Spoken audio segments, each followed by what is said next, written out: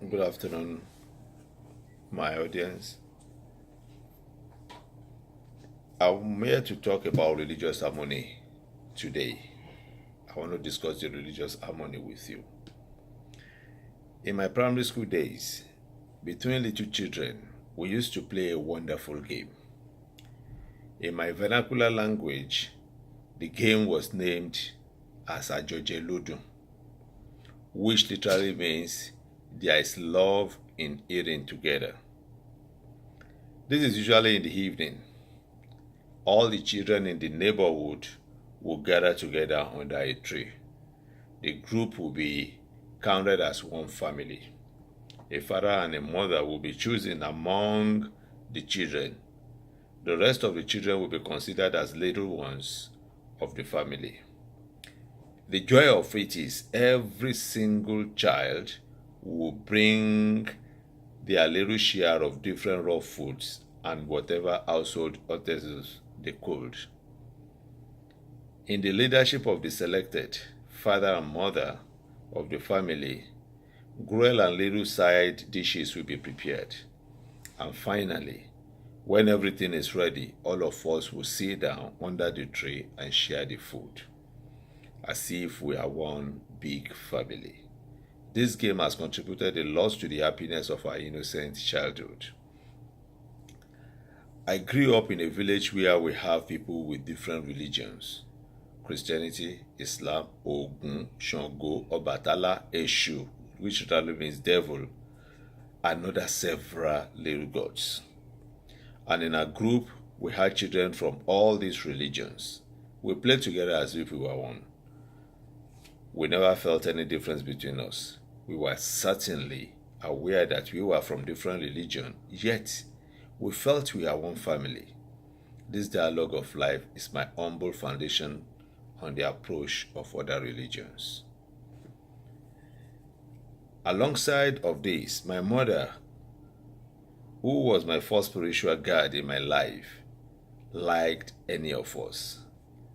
Like any of us, taught me to read the Holy Bible. In the Bible, I came across an unusual story of a Roman army officer living in Israel in the time of Lord Jesus Christ. One of his servants fell sick. This man wanted to see his servant healed. He has heard of this teacher from whom one may get healed. He has asked the Jewish elders of his neighborhood whether they could speak to Jesus on behalf of him. He does not want Jesus to come to his home, as he thought he is unworthy of a visit from Jesus to him. The Jewish elders approached Jesus and said, "He is worthy of having you do this for him, for he loves our people, and it is who built our synagogue for us." Jesus, seeing this conversation of the Roman official, heals the sick servant. This is in St. Luke 7, 1 to 10.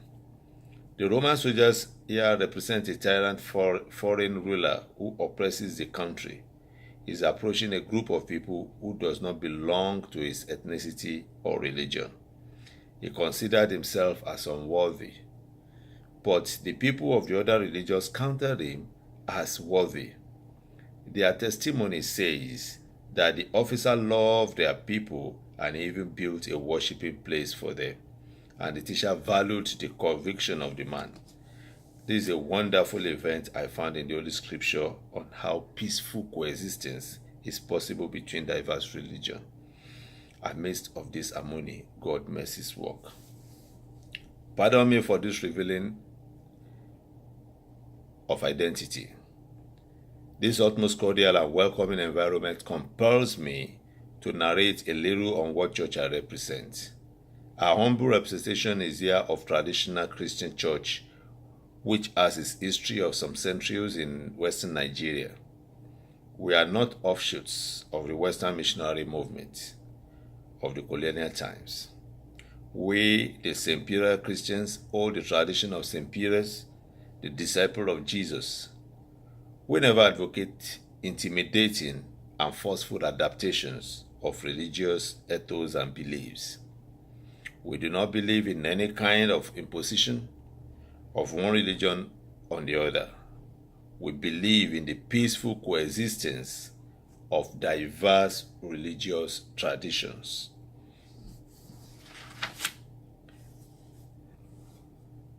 I will presume that all of us could agree on the fact that religion is an honorable sentiment.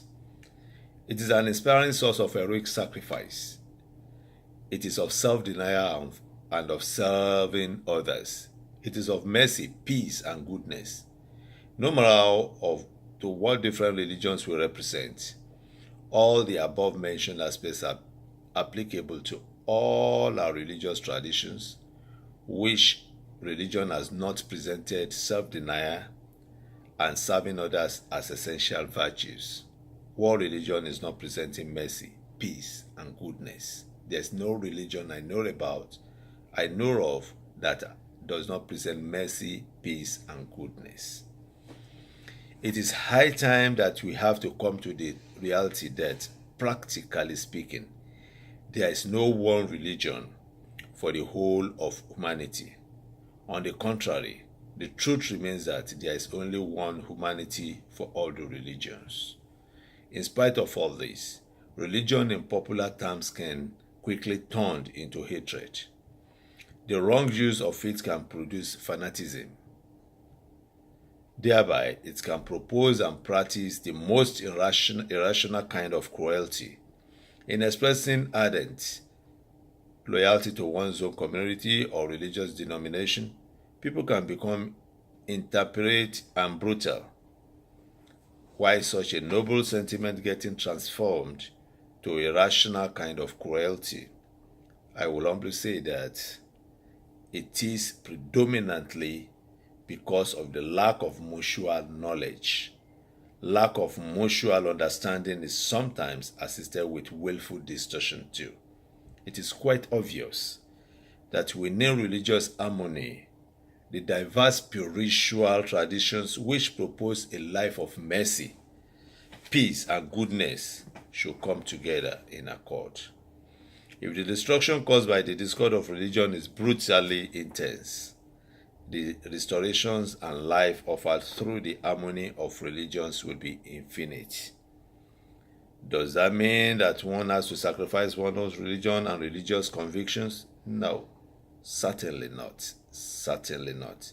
Knowing each other, exploring the goodness in others, and mutual understanding will only help us to perceive our own religion in a better way. It will only equip us to know on how important it is to be compassionate and not judgmental. Holy Bible says, do not judge. Do not judge, and you will not be judged. Do not condemn, and you will not be condemned. Forgive, and you will be forgiven. This you can see in Luke 6:37. We have no right to mutually judge, but we have been asked to forgive each other. Now, since the Holy Scriptures, the God has spoken from the Holy Scriptures, that we should learn how to forgive ourselves, I think we should believe that religion harmony is another way that will bring peace and tranquility to mankind. Do you have any question?